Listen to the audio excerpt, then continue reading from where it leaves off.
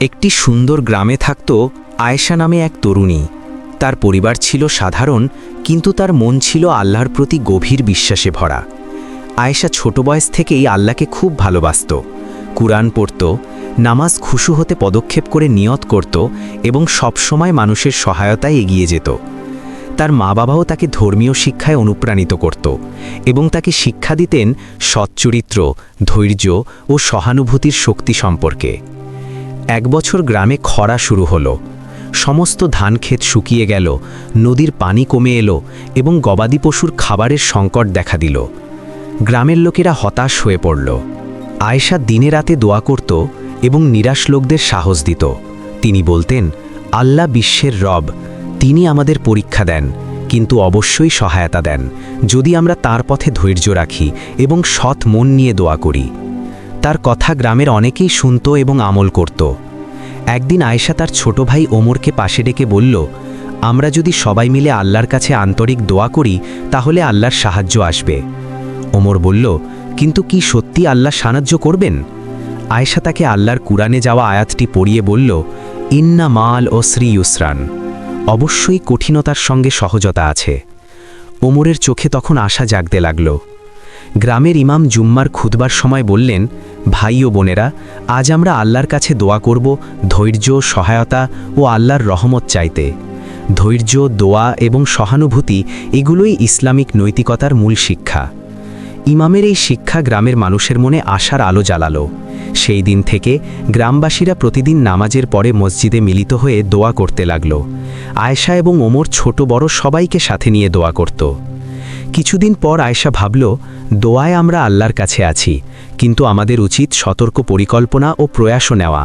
তিনি গ্রামের বড়দের সাথে পরিকল্পনা করলেন, একটি বড় জলাধার নির্মাণ করতে হবে, যাতে বৃষ্টি হলে পানি ধরে রাখা যায় এবং শস্য মাঠে পানি পৌঁছতে পারে।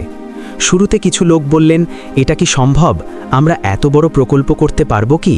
তখন আয়েশা তাদের নম্রভাবে স্মরণ করালেন, আল্লাহ সবসময় আমাদের সাথে আছে, কিন্তু আমাদের উচিত তার হুকুম মানা, পরিশ্রম করা এবং ভালো কাজে এক হতে।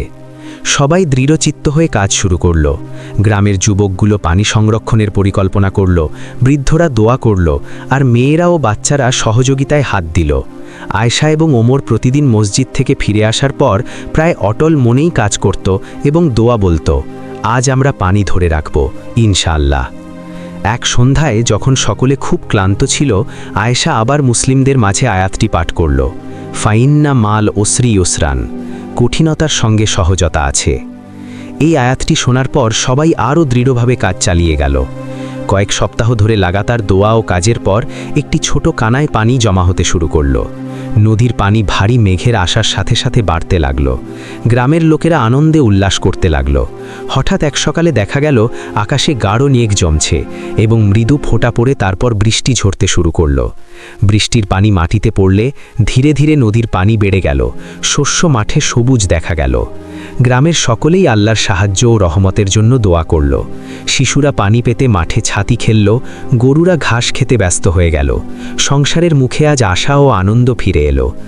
আয়েশা এবং ওমর দেখে খুশি হয়ে বলল, ইনশাআল্লাহ, আমাদের দোয়া ও ধৈর্যই আল্লাহর রহমত এনেছে। গ্রামের ইমাম আবার মসজিদে বললেন, দেখুন আল্লাহ কি করে আমাদেরকে সফল করেছেন। আমরা যখন আল্লাহর পথে সিনসিয়ারলি কাজ করি এবং দোয়া করি, তখন আল্লাহ আমাদের সহায়তায় পাঠান। গ্রামের লোকজন তাদের অভিজ্ঞতা একে অপরকে শোনাতে শুরু করল, কিভাবে ধৈর্য, দোয়া ও পরিকল্পনা তাদের জীবনে আল্লাহর সাহায্য এনেছে। শিশুরা শুনত আর বড়রা নতুন আশা নিয়ে কাজ করত। এই অভিজ্ঞতা তাদের জীবনের বড় শিক্ষা হয়ে উঠল। আল্লাহ সর্বদা তার ইবাদতকারীদের কাছে সহায়তা করেন যখন তারা ধৈর্য, দোয়া ও ঈমান ধরে রাখে। ইসলাম নৈতিক শিক্ষা দেয় যে আল্লাহর পথেই কাজ ও দোয়া উভয়েরই প্রয়োজন। গ্রামে পরবর্তীতে একটি শিক্ষা কেন্দ্র খোলা হলো, যেখানে আয়েশা, ইমাম ও অন্যান্যরা ইসলামিক ভ্যালিউজ যেমন দোয়া, ধৈর্য, নৈতিক আচরণ ও সহানুভূতি শিশু ও বড়দের শেখাতে লাগলেন। একদিন আয়েশা বললেন, আমরা কখনো হতাশ হই না। আল্লাহ আমাদের প্রতিটি উত্তেজনা, প্রতিটি কাজ ও প্রতিটি দোয়াকে জানেন। ওমর মুখে হেসে যোগ করল, এখন আমাদের উচিত আরও বেশি মানুষের সহায়তা করা। আমরাও সেই শিক্ষা নিয়ে চলব। গ্রামের লোকেরা সেখানে শুধুমাত্র জীবন ধারণের শিক্ষা নয়, দোয়া, সহানুভূতি, কুরআনের আয়াতকে জীবনে প্রয়োগ করা এবং পরস্পরের প্রতি ভালো আচরণ করার শিক্ষা লাভ করল।